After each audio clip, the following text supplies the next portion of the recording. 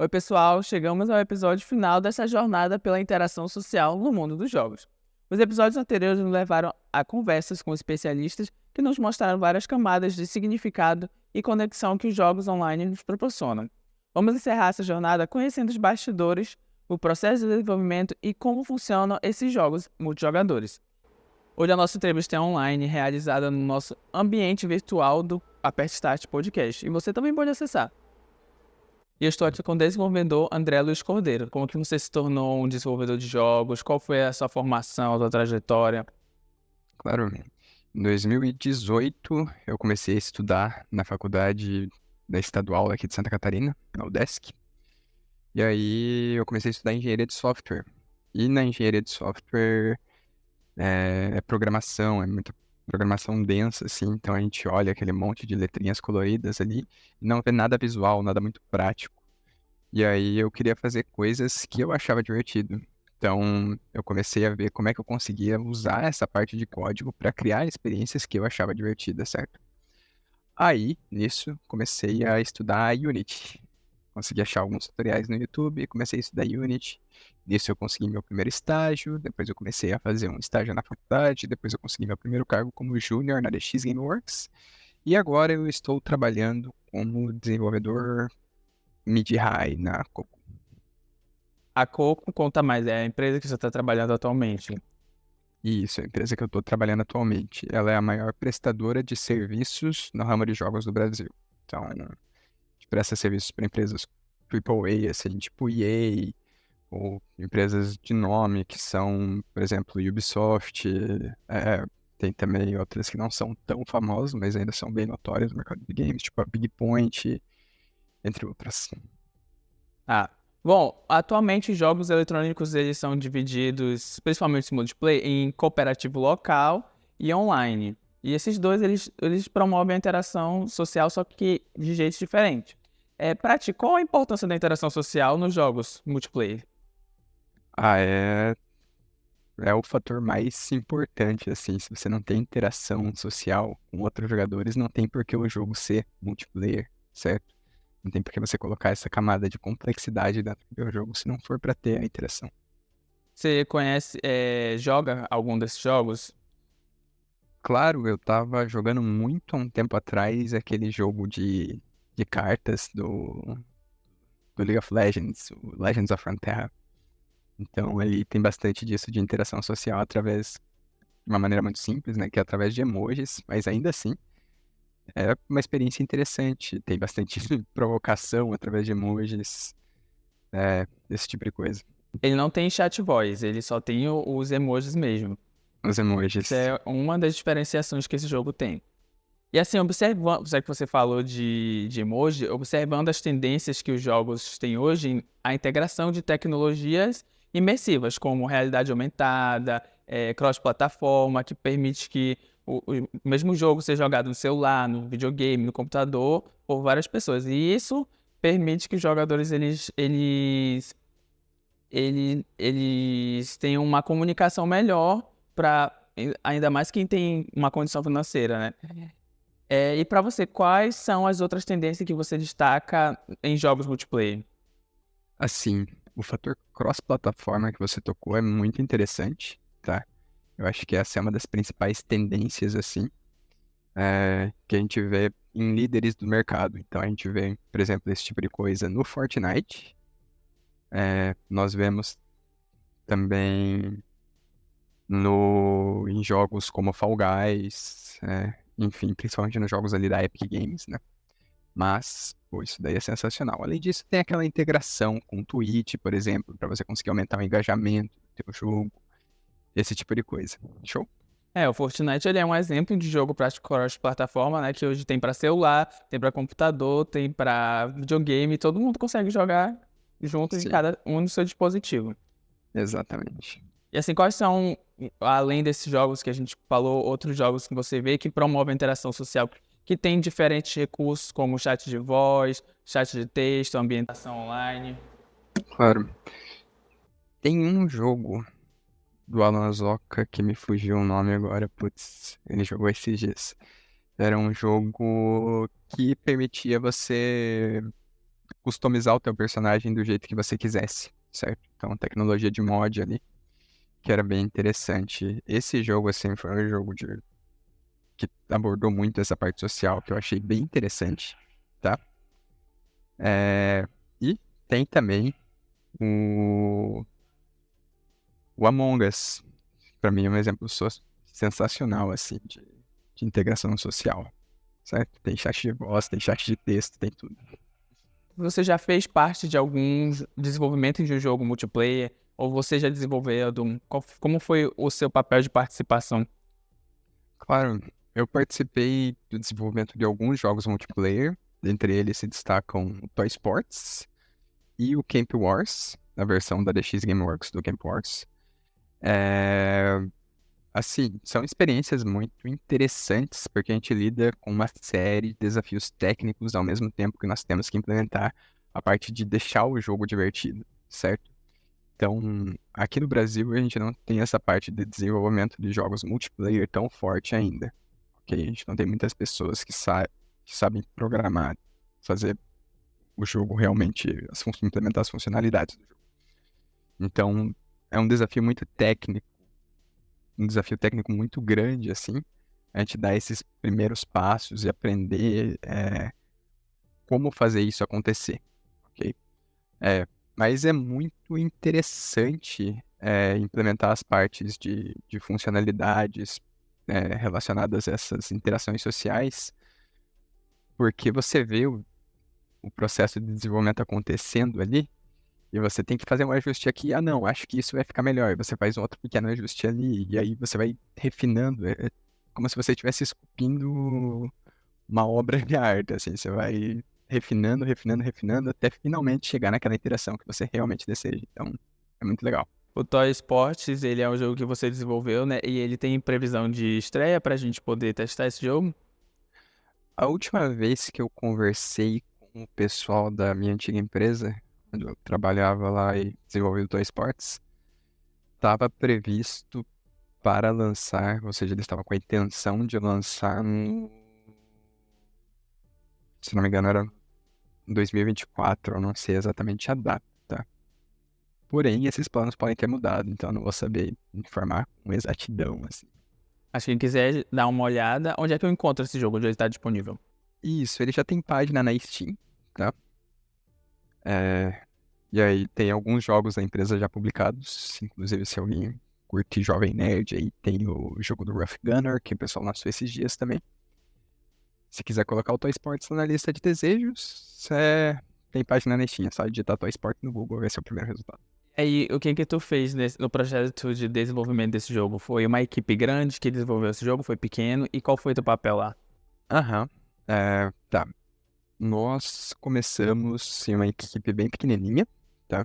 Então a empresa estava em um processo de expansão, assim, queria desenvolver alguns jogos próprios. E a gente começou com uma equipe, era eu e mais um programador, e mais ou menos uns 6 artistas, assim, e designers. Então era 2 designers, um artista de conceito e 2 modeladores 3D. E uma UI UX. Aí, com o tempo, o projeto foi ganhando importância para a empresa, o time foi crescendo, a gente foi captando investimento. E aí o time chegou a ter mais ou menos 20 pessoas, até 25, se eu não me engano, tá? O que é bastante gente para um jogo, ainda mais pro padrão da indústria nacional, assim, já é considerado um projeto grande, né? E aí, no final do projeto, assim, teve umas 25 pessoas mesmo. Então foram mais ou menos 2 anos de desenvolvimento. Umas 25 pessoas. E para esse jogo, qual foi os mecanismos de interação que vocês implementaram? Teve chat de voz? Teve personalização? Como é que era? Nós tivemos personalização de personagens implementados, personalização tipo de ícones também. Então tinha essa funcionalidade. Nós tínhamos a intenção de implementar chat de voz, mas infelizmente não deu tempo. Assim como integração com o Twitch, mas infelizmente também não deu tempo. Desenvolvimento é um processo muito corrido, sabe?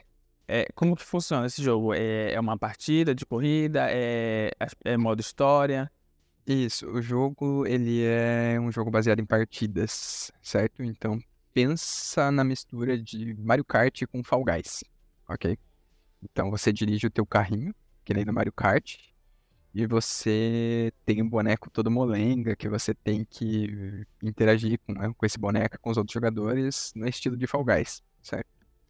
E aí, o cenário, ele tem algumas argolas, ele tem algumas cestas de basquete, por exemplo, um gol de futebol, ou aquele aro de futebol americano. E toda vez que você joga teu personagem como se ele fosse a bola do esporte, certo? E aí, quando você passa no meio da argola, por exemplo, da cesta de basquete, você ganha pontos, ok? Esse tipo de coisa, assim, tem várias partidas, tem o mapa do basquete, tem o mapa das argolas, tem o mapa do futebol americano, tem o mapa do futebol, enfim, são vários tipos diferentes de partidas. E toda vez que você passa em um desses objetos de pontuação, você ganha pontos. É isso. Então ele tem o sistema de competição. Ele tem um sistema de competição, sim. E como que ganha? É por turnos? É fases? Cada um desses mapas, ele tinha um tempo, certo? Então, digamos que o mapa da argola ali tinha 3 minutos. Nós jogávamos o mapa da argola, quando os 3 minutos acabassem, ele mostrava, tipo, quem marcou mais pontos. Primeiro colocado, depois foi o segundo colocado, depois o terceiro colocado. E aí você podia ou voltar pro menu principal, ou pedir pra jogar mais uma partida. Então é uma partida só, tipo, né? Eliminatória, vai eliminando e vai indo. Até Não, ficar só. não é Battle Royale, não. Ah, sim. Como que foi para você projetar e implementar os mecanismos de comunicação, cooperação, competitividade também? Foi muito difícil no início, assim. Que nem eu acabei de falar, não tem muito material sobre, e tem menos material ainda em português, certo? Então você tem que correr atrás e se virar no inglês e ler muito. Não tem vídeo, por exemplo, de como fazer, você tem que ler muito livro, muito artigo. E nesse processo de experimentação mesmo, tentativa e erro, ver o que dá certo para você, para o teu time, e tentar realmente chegar o mais próximo possível do resultado desejado. Quais são as ferramentas e tecnologias que você usou para desenvolver esse jogo? Claro, eu usei muito a Unreal Engine, que é uma ferramenta sensacional para fazer jogo multiplayer. Eu acho que é a principal, assim, quando a gente fala de desenvolvimento de jogos multiplayer. Eu usei um pouco a Unity também, certo? De consultoria, alguns projetos de Unity que eram multiplayers. É, Além disso, usei muito um recurso chamado PlayFab, que é bem interessante, assim, para o pessoal que se interessa por programação e tecnologia no geral, certo? E usei também a Steam. Usei muito a parte de desenvolvedores da Steam, assim, as bibliotecas de desenvolvedores. Qual que é a diferença entre essas plataformas que você usou? Algumas são para fazer o jogo acontecer mesmo. Então você vê o bonequinho andando ali, vê o carrinho derrapando, tipo a Unreal é feita para você fazer isso, certo?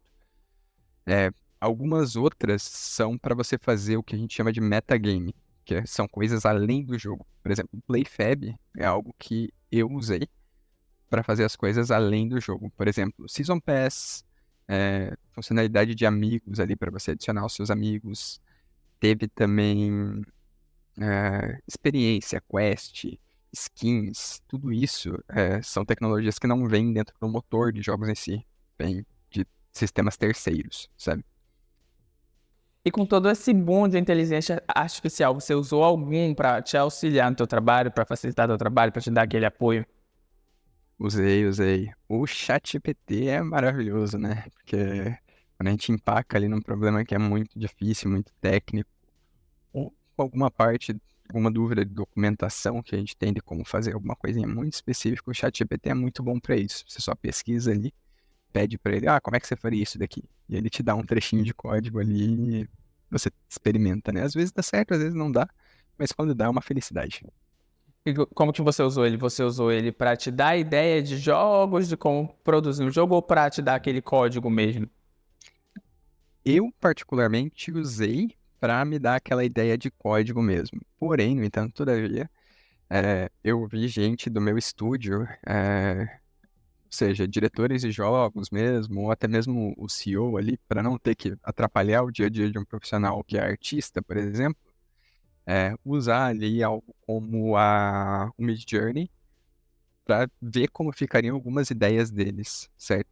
E não ter que atrapalhar o dia a dia do cara que ali que é concept, ou que é um animador ou um modelador 3D, para ver como ficaria esse resultado final. Só para testar ideias mesmo. Nada entra no fluxo, no aplicativo final, mas para testar a ideia é muito bom.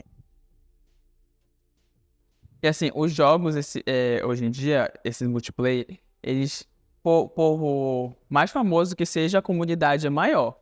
E aí você não tem o controle, né, de como vai acontecer essa interação entre essas pessoas dentro do jogo. Então pode ocorrer, ao mesmo tempo que pode beneficiar o jogador, pode também ser como um malefício para ele. Pode sofrer o cyberbullying, pode sofrer preconceito, principalmente em comunidades pequenas. E aí, como que vocês fazem para lidar com todo esse feedback, tipo, esse código de ética? Como que vocês lidam com a privacidade e segurança no jogo?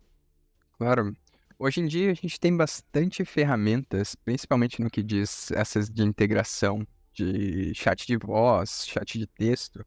Ela já vem com essas partes de segurança embutidas, certo? Então eles já fazem um filtro automático ali para você. Além disso, nós, quando a gente tem uma estrutura bacana assim dentro da empresa, a gente tem a oportunidade de contratar pessoas para fazer esse tipo de moderação de conteúdo ou gerenciamento de comunidade, certo? E como que tu avalia a qualidade dos jogos multiplayer hoje em dia? Quais são os critérios que tu avalia que vê? Não, esse é muito bom. É, eu acho que tem algumas coisas, principalmente no que diz a respeito a jogos competitivos, que a gente pode considerar como features de jogos bons, assim.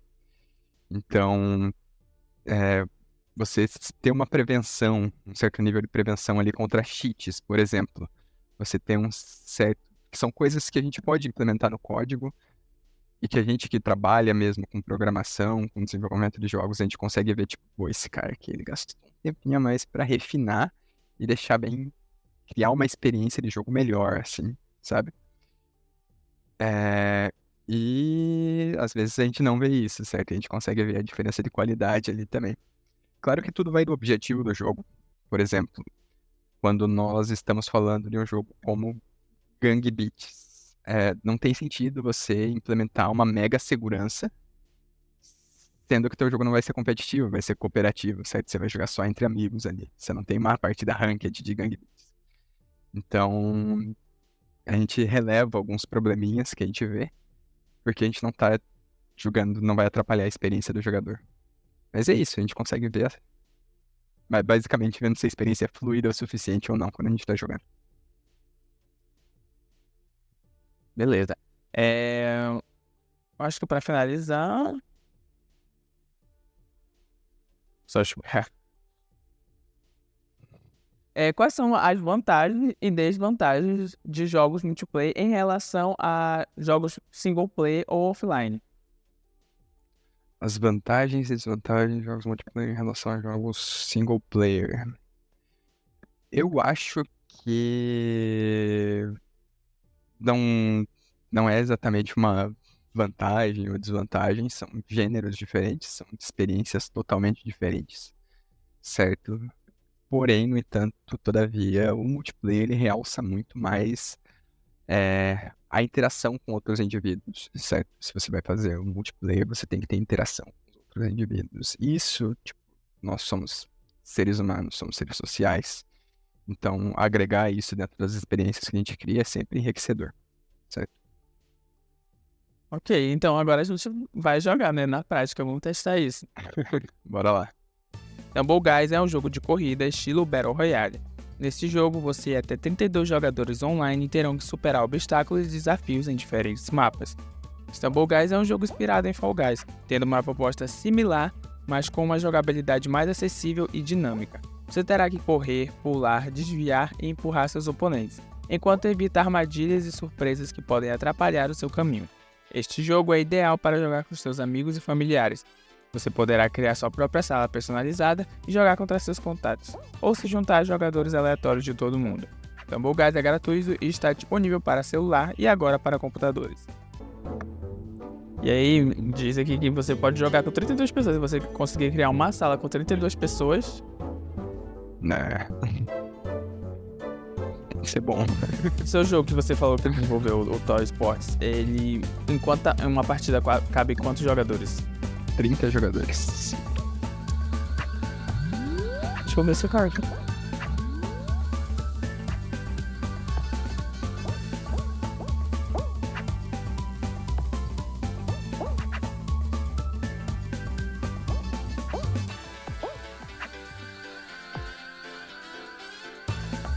Esse verde aqui, né?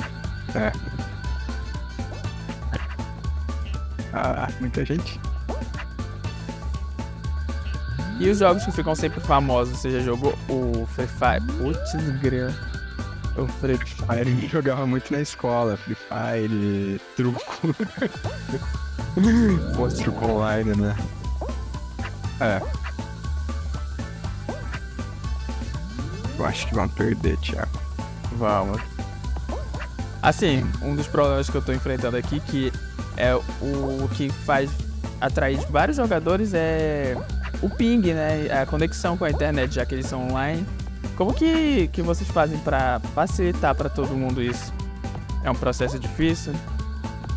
É um processo que não é fácil, certo? Mas a gente tem diversas técnicas para isso. Por exemplo, a gente pode colocar um servidor mais perto do público que a gente quer atingir. Por exemplo, eu sei que boa parte do meu público tá no Brasil, então eu coloco um servidor no Brasil, certo?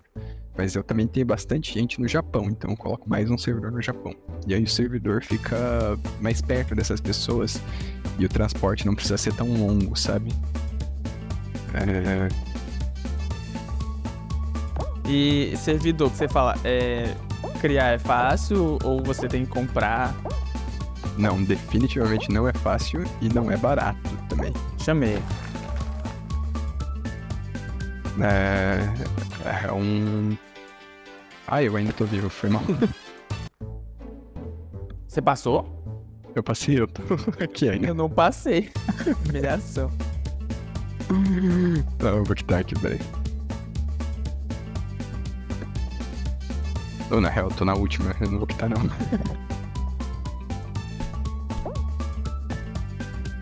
Só achando que eu vou perder. Mas eu tô na frente. Muito mais.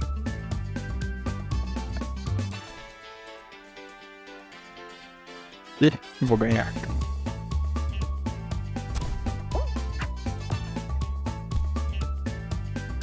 Pô, tô muito na frente, foi mal, não vou quitar não. Tem que passar. Trazer uma coroa pra nós.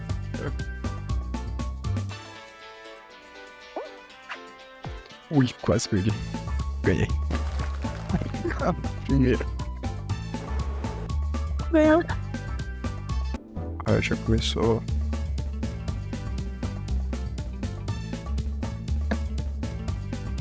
E se você é mais fã de jogos pra celular, ou de computador, de videogame, qual você prefere jogar? Eu sou mais fã de jogo de computador, ultimamente. Um problema aqui de internet. A internet mesmo me derrubou. Ele ainda foi qualificado. Foi qualificado? Boa.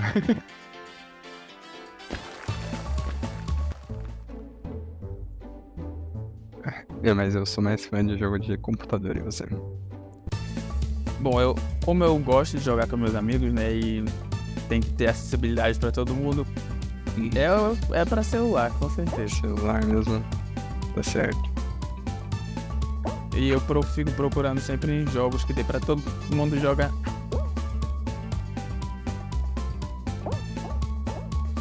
Ah, não, perdi. Pô, mas foi a internet. Bora assistir se ele vai ganhar. Não! Droga, fui o último eliminado. Foi um segundinho. É importante que ele ganhe a outra. E assim a gente chegou a mais um fim de um episódio, o fim desse podcast. André, muito obrigado pela sua participação. Eu que agradeço pela oportunidade. Obrigado, viu, André? Nada. E assim chegamos ao fim do podcast A Pet Start. Foi um prazer compartilhar conversas e jogar com pessoas incríveis que nos mostraram diferentes aspectos e perspectivas deste tema tão relevante e que sempre será atual. Agradeço a todos os convidados que participaram do podcast e a você, espectador, que nos acompanhou nessa jornada. Espero que você tenha aprendido algo novo, se divertido e se inspirado a jogar mais e melhor com seus amigos ou com novas pessoas. Um grande abraço, pegue o controle e aperte Start. Game over.